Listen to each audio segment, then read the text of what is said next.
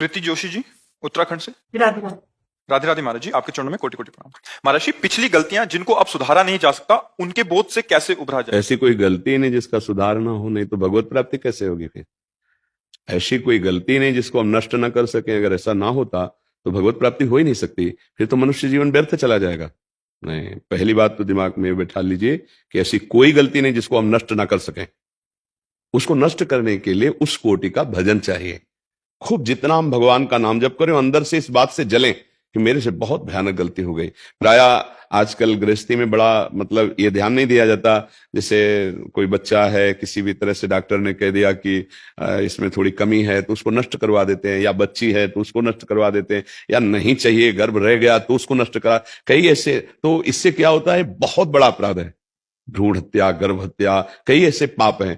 पर अगर हम मनुष्य जन्म में इन पाप अगर हो गए, इनको मिटा ना पाए तो हमारी दुर्गति हो जाएगी। लेकिन हमारा मनुष्य जन्म मिला, अगर हमसे भूल हो गई, गलती हो गई, अज्ञान में हमसे गलती हो गई, स्वार्थ में हमसे गलती हो गई, तो अब हम सुधार ही नहीं हो सकता। नहीं, बिल्कुल सुधार हो सकता है। हम भगवत प्राप्ति करने योग्य मनुष्य देह को प्राप्त करके हम ऐसे नारकी गतियों को जाए, ऐसा नहीं। गलती हो गई, हम उसके सुधार का प्रयास करते हैं। ऐसी कोई गलती नहीं जिसका सुधार ना हो, पर वो उस कोटि का प्रायश्चित होना चाहिए। उसका प्रायश्चित, जैसे छोटी गलती हुई तो 2 थप्पड़ लग गए, ठीक हो गया। चोरी की तो 10-20-50 डंडे मिले, कुछ समय की जेल मिली। लेकिन ऐसे महत अपराध कर लिए तो फांसी की सजा मिलेगी, आजीवन कारावास तो है ना उस दंड के अनुसार। ऐसे जिसकी यहां सजा मिल गई तो उसका प्रायश्चित तो हो गया।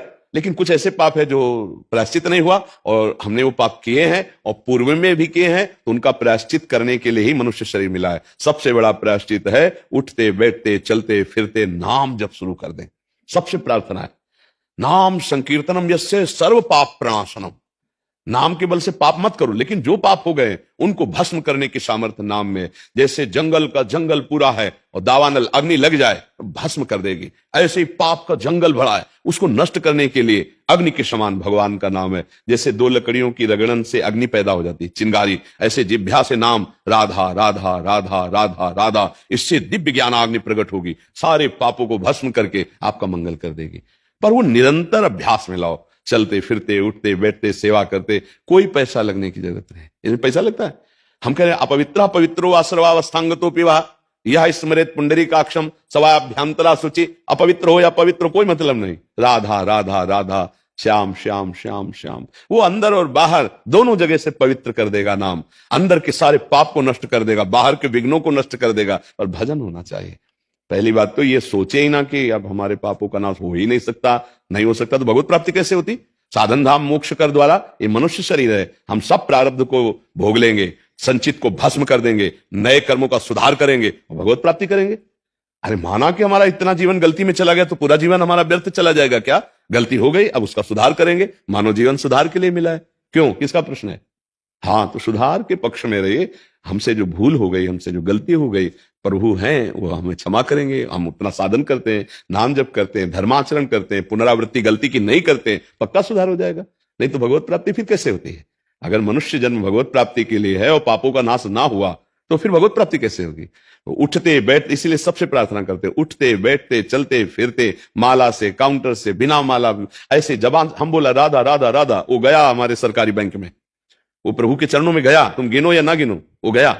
उसको ये नहीं कि अब हम गिना नहीं और समर्पित नहीं किया तो कैसे समझ। जब हम राधा राधा राधा कह रहे हैं तो श्री जी सुन रही है और उस श्री जी के पास नाम जा रहा है, उसका फल हमें अवश्य मिलेगा। नाम जब अपने प्रभाव से ऐसे पापों के अंधकार को नष्ट करता है जैसे सूर्य भगवान उदय हुए तो सब अंधकार गया। आज का सत्संग अगर सुनना ना सुने हो तो सुन लेना, बहुत संतोष मिलेगा, बहुत बल मिलेगा। नाम महिमा का बहुत सुंदर गान था। तो नाम ही है जो जीव का परम कल्याण। अब कलिकाल है, क्या साधना हो सकती है? आप लोग खुद ईमानदारी से देख लो मना स्थिति क्या है। इसलिए जबान से राधा राधा राधा राधा, न पैसा लगता है न हम तुम्हें दान पुण्य की कह रहे हैं। जैसे हो खूब कमाओ खाओ, धर्म पूर्वक चलो, राधा राधा जपो, भगवत प्राप्ति हो जाएगी। खूब नाम जप करो। देखो ये अध्यात्म है, ये पैसा वाला नहीं है। बिना पैसा के भगवत प्राप्ति वाला मार्ग है। अध्यात्म का मतलब क्या होता है? अगर यहां भी पैसा तो फिर सब गड़बड़ हो गया ना। हाँ, कुछ नहीं, 1 रुपए की जरूरत नहीं। धर्म पूर्वक कमाओ। कभी किसी को भूखा देखा तो अपनी भोजन की थाली का भोग उसको दे दो। हम एक टाइम भूखे रह सकते हैं, तुम पालो, ये बात है। और नाम जप करे तो अब ऐसा नहीं कि दूसरे को, मतलब आप बहुत बड़े शासन में पद में हो, दूसरे को अधर्म पूर्वक दबाया जाए, उससे धन लिया जाए, फिर दशांश से दिया जाए और तुम्हारा मंगल हो जाएगा। तो नहीं, लेने वाला और देने वाला दोनों नरक जाएंगे। क्योंकि पापाचरण कभी किसी का मंगल नहीं कर सकता, अधर्म कभी किसी का मंगल नहीं कर सकता। पापाचरण बंद करो और जो तुमने गलती की है उसका प्रायश्चित करो और नाम जप करो, घर में ही पवित्र हो जाओगे। परमार्थ में, भगवत प्राप्ति में पैसे की, एक पैसे की जरूरत नहीं है। प्रभु बाप को बाप कहने के लिए किसी सरकारी लायकात की जरूरत नहीं है। हमारा जन्म सिद्ध अधिकार है भगवत प्राप्ति करना, उसमें किसी की दलाली की, किसी की सपोर्ट की बिल्कुल जरूरत नहीं है। हाँ, हम भूल गए हैं वो मार्ग, तो वही भगवान गुरुदेव के रूप में संत की वाणी में बैठ के अपना मार्ग बता रहे हैं, हम उस पर चल देते हैं। यह लेन देन वाला थोड़ी विषय है, चलने वाला विषय है। अपना मन भगवान के नाम में लगाओ, अपने आचरण शुद्ध करो, धर्माचरण। कोई नशा मत करो, मांस मदिरा, ये सब जो गंदी बातें हैं, इन विचार, पराई माता बहन, ये सब बंद करो और नाम जप करो, सब ठीक हो जाएगा। जो गलती हुई भगवान सब क्षमा कर देंगे, बड़े मंगलमय हैं। अब ऐसे सोचो कि आप भोगो विषय, गंदे गंदे आचरण करो और पापाचरण करो और किसी को महीने में बांध दो 1,00,000, 2,00,000, 4,00,000 और वो भजन करके तुम्हारे पाप नष्ट कर देगा, कदापि नहीं। ऐसे जो खान पान करते हैं उनकी बुद्धि पाप से सन जाती है। भीष्म पितामह जी जब आखिरी में बाणों की सैया में पड़े हैं, 6 महीना व्यतीत हो गए, जब देखा भगवान ने कि अब अंतिम होने वाला है ज्ञान का सूर्य, तो युधिष्ठिर जी से कहा चलो ले लो चल करके ज्ञान, नहीं ऐसा महात्मा युगों में पैदा होता है। भीष्म जी बड़े महात्मा, अखंड बाल ब्रह्मचारी, परम ज्ञानी। तो गए वहां, पांडव और द्रौपदी जी भी थी। जब ज्ञान की वार्ता करने लगी तब उन्होंने द्रौपदी जी ने कहा कि पितामह आज तो बहुत ज्ञान की बातें कर रहे हो। उस समय क्या हुआ था, जब सभा में मैं चीख चीख के पूछ रही थी, उस समय क्यों नहीं बोले थे, ज्ञान कहां गया था आपका? तो उनका बेटी क्षमा करना, उस समय पापी दुर्योधन के अन्न के प्रभाव से 6 महीना हो गए बाढ़ पर पड़े हुए, सब रक्त बह गया, अशुद्ध और भारी पीड़ा से प्राश्चित हो चुका। अब मेरी बुद्धि शुद्ध हो चुकी, अब जो प्रश्न करोगे उसका उत्तर दें। समझ रहे हो? पापात्मा पुरुष का अन्न खाने से अखंड बाल ब्रह्मचारी भीष्म जैसे महापुरुष भी कह रहे हैं कि बुद्धि ठीक निर्णय नहीं कर पाए। तो अगर अधर्माचरण से कमा के आप दान भी करोगे तो पाप ही होगा, क्योंकि वो भजन के लिए बैठा था, उसकी बुद्धि भ्रष्ट कर दी। तो पहले तो तुमने पाप किया, पाप की कमाई दी तो उसकी बुद्धि भ्रष्ट हो गई, और डबल पाप। पाप से कभी धर्म नहीं होता। इसलिए हमसे जो गलती हो गई उसका समाधान करेंगे। जैसे कभी ऐसे अपराध बन जाते हैं जो अभी पीछे हम बोले, तो भगवान का आश्रय ले ले।